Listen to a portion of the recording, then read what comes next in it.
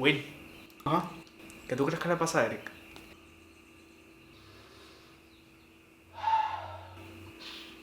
No sé. Lleva así como 3 días. ¿En qué tú crees que está pensando? ¿Quién puso el alfabeto en orden alfabético? Nada importante.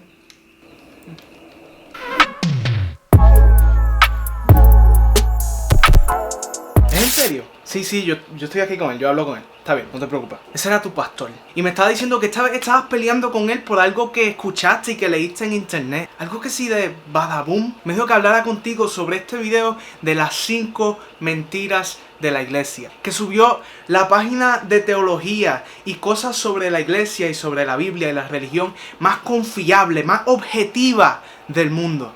Badaboom. Donde podrás encontrar videos tales como: le llevó una serenata a su ex y salió su nuevo novio. Soy lesbiana, pero mi familia me mata si se entera. 10 cosas que tu cuerpo hace y no sabes para qué sirven. Mujer de 31 seduce a José de 17 y broma extrema con la muñeca Anabel. Realmente yo no creo que exista una fuente teológica y de información sobre la Biblia, sobre la iglesia, sobre la religión más confiable que Badaboom. Es más, Badaboom sobrepasa el Ribla, sobrepasa la academia de la Biblia.com, sobrepasa todas las fuentes de información sobre la iglesia y sobre la Biblia y sobre la historia de la iglesia que existen. No le llegan, no están ni cerca de llegarle a Badaboom.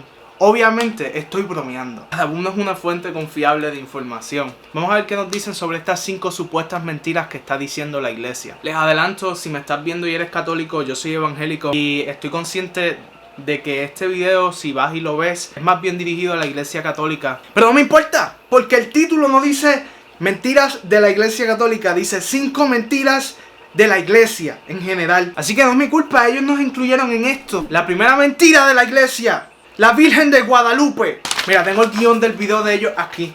Dicen que, según unos textos escritos por los frailes que llegaron a evangelizar la Nueva España, como del fray Juan de Zumárraga, revelan que esta virgen nunca existió. Por eso no fue reconocida por la iglesia sino hasta que los imperios europeos empezaron a conquistar América. Su creación fue con el objetivo de que los indígenas dejaran de creer en sus dioses y se convirtieran todos al catolicismo, razón por la que inventaron una virgen de piel morena como la piel del pueblo que querían conquistar, con adornos pertenecientes a los pueblos indígenas y con una historia que pudiera ser creída por todos. Esta se la doy a Badaboom, se la doy, porque esto es algo que en la comunidad teológica, tanto evangélica como católica, lo sabemos. Los teólogos católicos saben esto y probablemente tu padre o tu sacerdote sabe esto. Yo no voy a entrar muy en detalle porque yo estoy lejos de ser un experto sobre este tema. Pero lo básico es que en muchos sitios donde conquistaba el imperio dirigido por la iglesia católica se implementaba la cristianización, que es que ellos querían que todo el mundo llegase a ser cristiano, y como un tipo de lubricante para poder hacer esa gente cristiana a pesar de la resistencia de su cultura, se les daba un makeover, un cambio de imagen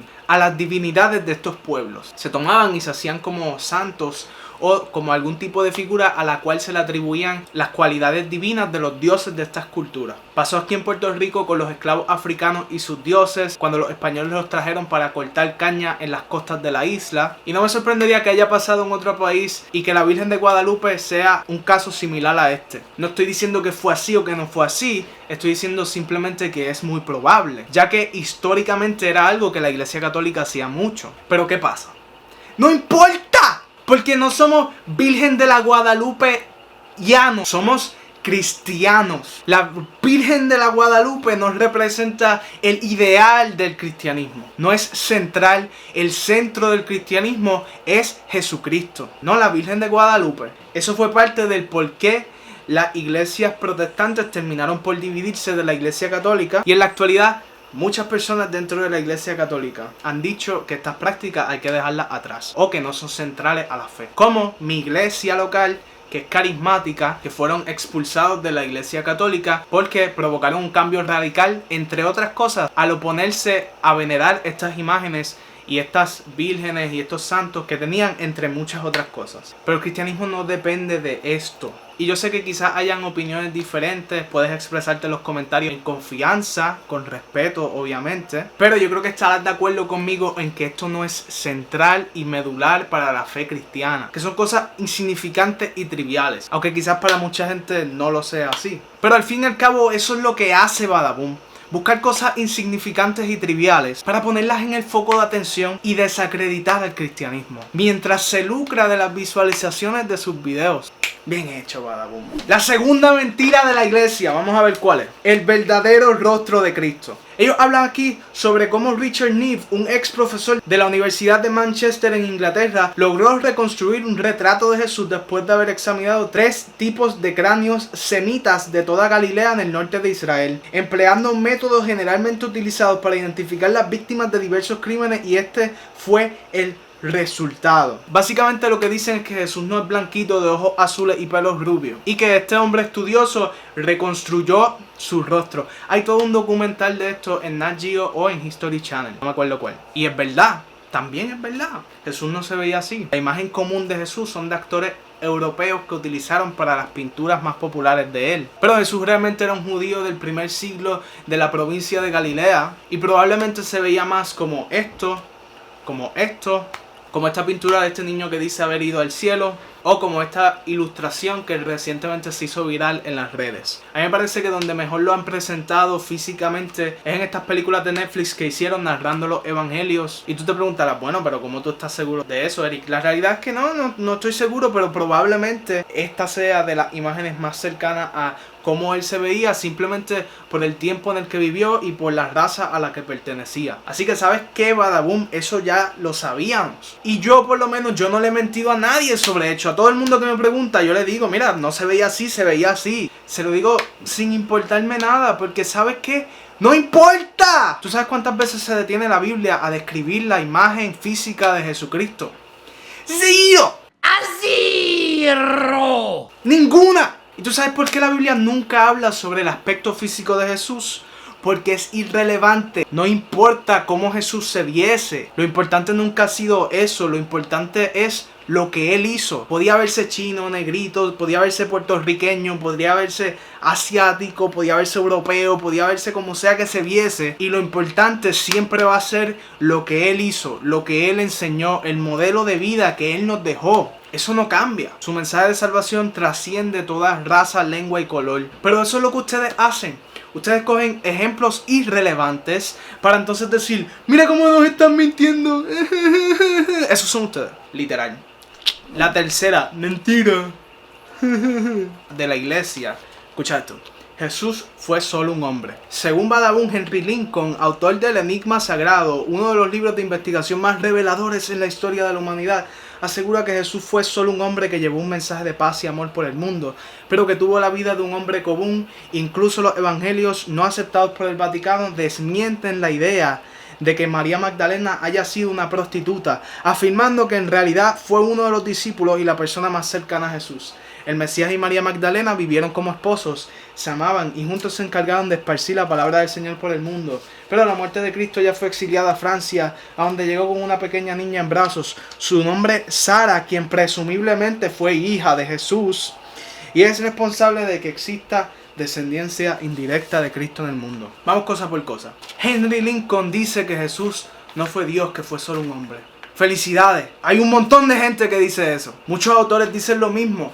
Unos no tan confiables y otros más confiables. Ahora, también hay autores confiables y no confiables que dicen que Jesús sí fue Dios. Están convencidos de esto. Entonces, ¿quiénes tienen razón? Esto depende de su muerte y su resurrección. Yo creo que sí es Dios y que sí resucitó. Y ¿sabes qué? Que existen argumentos apologéticos sobre esto basados en evidencia, a los que otros hermanos míos en la fe, como Apologéticos, Rincón Apologético y autores que escriben libros y hacen debates, se dedican a dar explicación. Así que esto no es algo nuevo que alguien diga que Jesús no es Dios. Literalmente desde que Jesús murió se niega su divinidad. Esto sí es el elemento central del cristianismo. Si tú compruebas que Jesús no resucitó, entonces nuestra fe es en vano. De hecho, somos los seres humanos más miserables de este mundo, porque nuestra esperanza esperanza es completamente vacía. No vale la pena, yo soy digno de miseria. Pero aún no se ha hecho de manera conclusiva y definitiva. Y lo que tenemos son opiniones que van desde un lado hasta otro del espectro, como las de este hombre que ellos citan. Son personas que aceptan la existencia de Jesucristo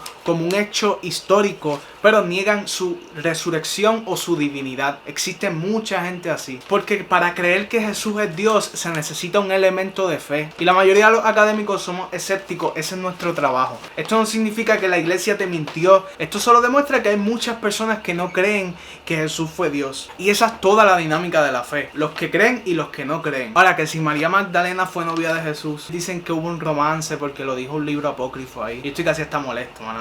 Primero, es que los libros apócrifos no son considerados por los estudiosos más críticos como importantes para la investigación del Jesús histórico. Muchos son tardíos, otros están plagados de gnosticismo griego, entre otras cosas. Los más cercanos a considerarse como buenas fuentes son los tempranos, los que son de antes del siglo IV. El más confiable dentro de estos quizás sea el Evangelio según Tomás. ¿Y sabes qué? Tomás no habla nada sobre esto. Lo más cercano a hablar de esta supuesta relación entre Jesús y María Magdalena dentro de la literatura apócrifa temprana es el Evangelio de Felipe, que es parte de los hallazgos del Nag Hammadi en Egipto, donde aparentemente hay una relación especial entre María Magdalena y Jesús, por un texto en donde María Magdalena parece darle un beso en la boca a Jesús. Pero la parte del texto que dice dónde le dio el beso está rota, falta. Nosotros completamos porque probablemente fue la boca, pero ni siquiera eso es seguro. Así que no es que full nosotros lo sabemos. Y de nuevo, esto es un evangelio que no se considera tan importante para el estudio del Jesús histórico. Otro evangelio apócrifo llamado el Evangelio de María Magdalena alude a una relación, pero no es tan clara como el Evangelio de Felipe. Todas estas narrativas de que si Jesús y María Magdalena se casaron y María Magdalena se fue para otro sitio con la hija de Jesús son tradiciones tardías del siglo V, siglo VI, probablemente hasta de la Edad Media. O sea que no estaban dentro de los primeros 4 siglos de la historia, donde ni remotamente se sugiere esta idea. María Magdalena lo más seguro debió haber sido una figura importantísima en el primer siglo en las comunidades de fe. Fue de los primeros testigos de la resurrección. Y el hecho de que sea una prostituta realmente no es un hecho. Es una tradición que lo más probable no sea cierta. Y hasta quizás fue usada para opacarla y opacar su apostolado por el patriarcado, donde la mujer no podía tener voz. Así que en términos de historiografía, esta narrativa ni ninguna parecida tiene importancia. Ningún crítico la considera. Está lejísimo de ser la historia verdadera. Pero en términos de conseguirle views a Badaboom, obviamente es súper importante. La cuarta mentira de la iglesia es la cruz invertida. Ellos dicen que aunque la cruz al revés hoy en día se asocia con el diablo y con el satanismo, sus orígenes vienen del apóstol Pedro, quien se dice por la tradición que fue crucificado al revés. Y por eso la cruz al revés. Y se relaciona con el Papa porque los católicos dicen que el papado viene directamente desde Pedro, quien fue supuestamente el primer papa. Así que esta otra que yo tengo que decir, mira, Badaboom tienes razón sobre el origen de este símbolo. Como quiera, yo no voy a salir por ahí usando una cruz al revés, porque no tiene sentido. O sea, ya eso se asocia con otras cosas. Y aunque tuvo su origen, que quizás fue bueno, se desvirtuó. Y de nuevo, ¿qué importancia tiene esto? Ellos lo que hacen es proponer problemas y ni siquiera señalan a soluciones. Y son problemas irrelevantes. Es casi como discutir si Dios tiene una nariz. No es central al evangelio ni es relevante. Y la última mentira de la iglesia es que María no era virgen. De acuerdo a la información difundida por la revista National Geographic, los expertos aseguran que en ninguno de los evangelios escritos por los apóstoles de Jesucristo se menciona que María hubiese sido virgen cuando dio a luz, ni que fue el Espíritu Santo el encargado de dicha concepción. Para los apóstoles, Jesús nació del amor entre José y María, de una relación normal como hombre y mujer. Es cierto que los expertos, y cuando hablamos de expertos, recuerden que es un equipo de críticos, son gente que no necesariamente son ni cristianas, que ven la Biblia como un objeto de estudio. A veces son ateístas, a veces son agnósticos, a veces son cristianos, rara a la vez. Y cuando vamos a la etimología de la palabra que se utiliza en el texto que dice que una virgen concebirá y dará a luz, y la retrocedemos hasta el inicio, el hebreo, antes de la Septuaginta no necesariamente es una virgen, simplemente una joven. Y esto provoca sospecha en estos expertos. Y por lo tanto, como existe la sospecha y no se puede tener el 100% de seguridad, muchas veces ellos optan por el otro lado de la moneda. Decir que María no fue virgen al momento de concebir a Jesús. Y que María no fue virgen para mí no es sorprendente, pues la misma Biblia habla de los hermanos y las hermanas de Jesús. De hecho, se dice que el libro de Santiago lo escribió Santiago, hermano de Jesús, y el libro de Judas lo escribió Judas, hermano de Jesús. A ellos se le atribuye la autoría de estos libros bíblicos y se dice que hasta fueron líderes en la iglesia de Jerusalén. Así que mira, sobre la concepción milagrosa y el nacimiento milagroso de Jesús, la crítica textual de los textos donde se habla del nacimiento y la concepción de Jesús pone en duda la veracidad de estos relatos. Pero de ahí a que María no fue virgen, que el padre biológico de Jesús fue José y que los discípulos sabían esto y de alguna manera no hicieron nada por aclararlo, hay todo un abismo que Badabun rellena brincando a conclusiones apresuradas, porque quieren empujar una agenda y una narrativa. Necesitan un villano para ellos ser los buenos y poderse victimizar, y que demonicemos todo lo que esta sociedad una vez consideró sagrado, y quieren que ese villano sea la iglesia. Pregunta, déjame saber qué otro video de internet, película, serie, episodio, canción te gustaría que reaccionase en un próximo episodio de Teólogos Reacciona A. Y no olvides suscribirte y sonar la campana de la iglesia de YouTube si quieres que te lleguen notificaciones cada jueves y domingo cuando yo suba mi video hablando sobre la Biblia, la teología y el discipulado, para ayudarte a ti a superar cualquier confusión que sientas sobre la Biblia, entender mejor tu fe y acercarte más al Señor. Oye, y también reírte un poco. El comentario del día de Joseph Videos, que en el video de los Rabacucu me comentó: tu sarcasmo es nivel Dios. Me dio mucha risa. Y eso es todo por esta semana. Los quiero, los amo y nos vemos la semana que viene.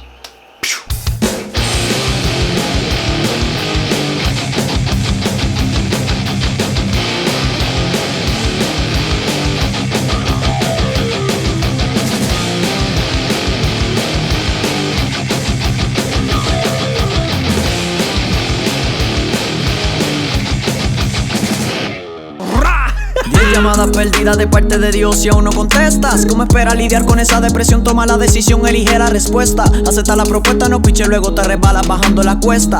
Eso es la verdad, que ser libre no es una trivial encuesta. Pichar para ti es trivial similar, tal como hace el conejo. El concepto es real, debes de asimilar, aplicar y agarrar el consejo. Dios te sigue llamando y